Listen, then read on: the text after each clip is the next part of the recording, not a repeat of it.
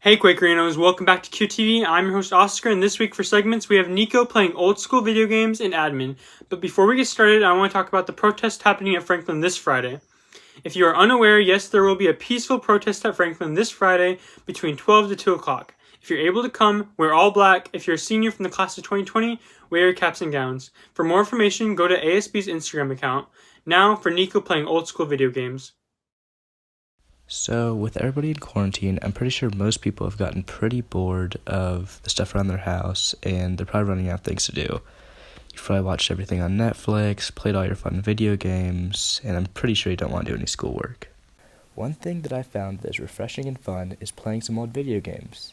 The reason this actually came about was because my mom wanted to play some Wii Sports, and that caused us to go through all of our Wii and GameCube games since the GameCube was backwards compatible on our Wii. The specific game I'd like to talk to you about is called Super Mario Strikers. This was originally a GameCube game that came out in 2005. Although this isn't just any Mario spin-off, as it has many fun features. The reason I specifically came back to this game was because honestly, it's one of the most fun games I've ever played. I remember one summer my mom would get super mad at my brother and I because all we would do is play this game all day, trying to beat all the tournaments. The main feature that we would play was the tournament mode I just mentioned. There was 3 different types of ways to play this. There were standard cup battles, which were available as soon as you load up the game, super cup battles, which could be played after winning all the cup battles, and custom battles, which were ideal for playing with friends because you could make custom brackets and play against each other. There were 8 different captains to choose from: Mario, Luigi, Donkey Kong, Waluigi, Wario, Daisy, Peach, and Yoshi. And then, once you picked a captain, you would pick from 4 different sidekicks: Hammer Bros, Koopas, Birdo, and Toad, which would fill in the remaining spots on your team. Personally, the team I'd go for was Donkey Kong and Hammer Bros, although sometimes if I was feeling a little bit crazy, I'd go for Waluigi. There was one more team that you could play as, which was the Super Team. This team actually didn't need sidekicks because all 4 of the outfield players were played by super robots. You got this team once you beat one of the cup battles. The best aspect of Super Mario Strikers was no doubt the gameplay. The gameplay was extremely violent and chaotic. The only way to describe it is if football players were told to play soccer and then they were given bombs. Every captain can do a super strike, which is when you hold the shoot button until a special bar will pop up, and then if you time your button pushing correctly, your captain will shoot the ball through the goalie and it counts for 2 goals. On defense, you had the choice between slide tackles and body checks, although I always opted for body checks as you can check players into the electric fence that surrounds the field. Oh yeah, I think I forgot to mention that. Every field in the game is surrounded by an electric fence. Another feature that the Super Mario Strikers gameplay has to offer is random Bowser attacks that occur throughout the game. He would just come in and smash your players, spit some lava, and throw some shells, and it would completely mess up the entire game. Finally, there was also items, which are pretty standard in most Mario games, mushrooms, shells, bombs, that sort of thing. Although, I'd have to say that my favorite item was probably the dog, which you could call upon and it would just bulldoze over all 4 members of the opposing team. As you can tell, I really love this game. I think it has addicting gameplay, interesting game modes, iconic characters, and honestly, it's so much fun to play with friends. So yeah, I'd say that I hope this story helps you find something fun to do over quarantine. Maybe pick up an old book, play some old video games, find some old or new hobbies. You never know. So have fun and don't get too bored. Thanks, Nico, for that great segment. Now for admin. Hey, Franklin. How you doing, Quakes? What's going on, everybody? Yeah, it's been a long week and a lot longer time for a lot of people in our country, Quakers, and we want to come to you and speak from the heart today, and just share in some of the pain and suffering that we know a lot of people are going through. It's just been really tough, and I'll tell you from where I'm sitting, my leadership in this is something that I'm taking really seriously, and one thing I'm committed to, and I've shared this with the staff and our families and our community, that words are no longer enough, and it's time to turn words into action. People have been suffering for far too long, and in my position as a principal and as a white man in this position of authority, I'm called to act. And so we're going to do some things at Franklin a little bit differently moving forward. Luckily, I got a great team around me. Ms. Patu, Mr. Lamb, the counseling staff, our entire staff, support staff, office staff, we are all ready to respond to this. And Mr. Lamb, we were in a meeting earlier today, and we were in Ms. Patu, we were in a meeting earlier today as well. And so hoping you guys can help me out here and just expand a little bit. But in a lot of ways, it was brought up that America is sick, and we're infected. And we've got an opportunity right now to really do some things differently to make the world a better place. So, Mr. Lamb, what are some of the things that have come to mind for you when thinking about our country right now? I mean, it's been a lot. I think. It's just been hard for everybody. I think the dominant feeling and sentiment that I have is that white supremacy has to die. White supremacy has to die, and I don't know if we can control it worldwide, in our country as a whole, in our state. But what I do know is that we can deal with white supremacy at Franklin High School. We have a lot of control over what happens at Franklin, and we know that Franklin is an amazing, beautiful school community. We do. There's so many amazing things going on, and yet we also know, if we're being honest, we got a lot of room to grow. We can confront those things, and we can do something about it. And that's our promise. We're going to do something about this, and we're going to take. I think we've always taken it extremely seriously, and now, but we can't let up now. We got to keep on going in. Yeah.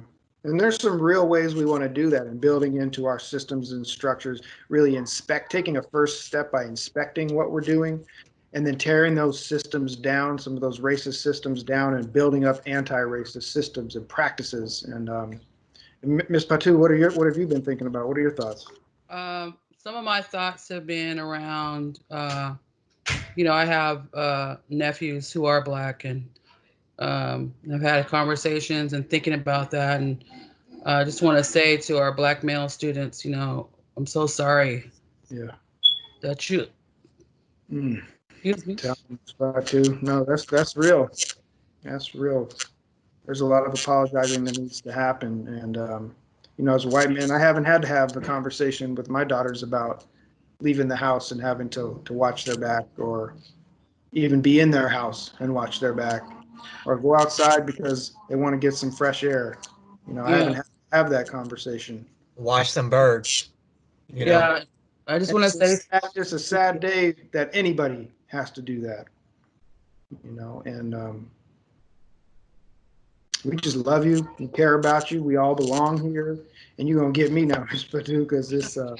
I know. Sorry. I just wanted to say that. Yeah. I'm sorry that you have to go through that. Yeah. And whatever we can do at Franklin to change your mind and your perspective on the goodness of not just our community but our world. Mm-hmm. I want you to be able to experience that at Franklin. Yep. That's the real deal. Yep.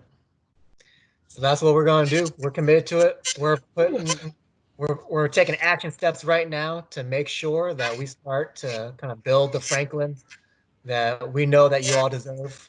And we want to make sure that you just feel loved every single day that you're at Franklin High School. And we mean that. We want to be serious about that. We want to, we're working hard now to continue to build that school for you all. Yeah, and it's the things we're talking about doing are the things that Franklin's, in a lot of ways been doing for over 100 years, pressing for justice, pressing for truth, pressing for love. And we're still on that path.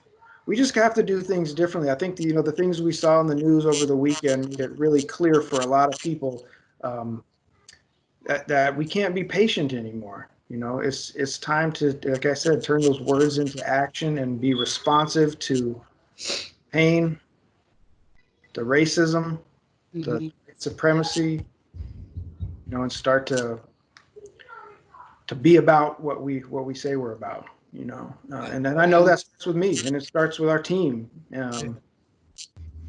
But you have Yeah. our, and you It's have our my, it's all our responsibility to speak up. When you see it in the hallways, when you see it in your classrooms, and you can do it and do it respectfully. I mean, that's something I have to work on too, is that you can check people on their racist behaviors respectfully. But if we don't say anything about it, then it just keeps perpetuating.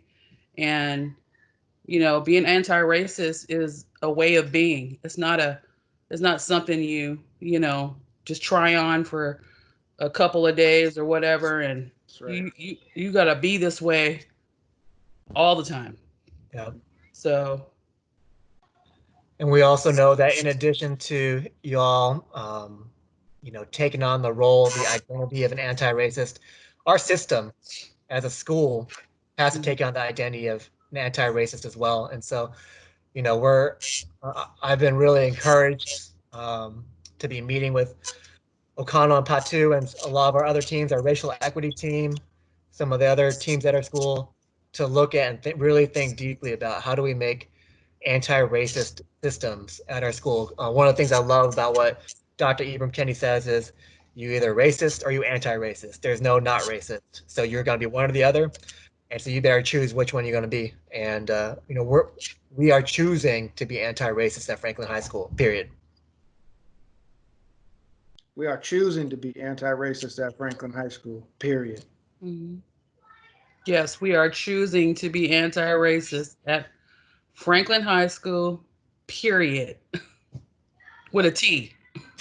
And now the actions come to support those words, ladies and gentlemen. They're coming. Yep.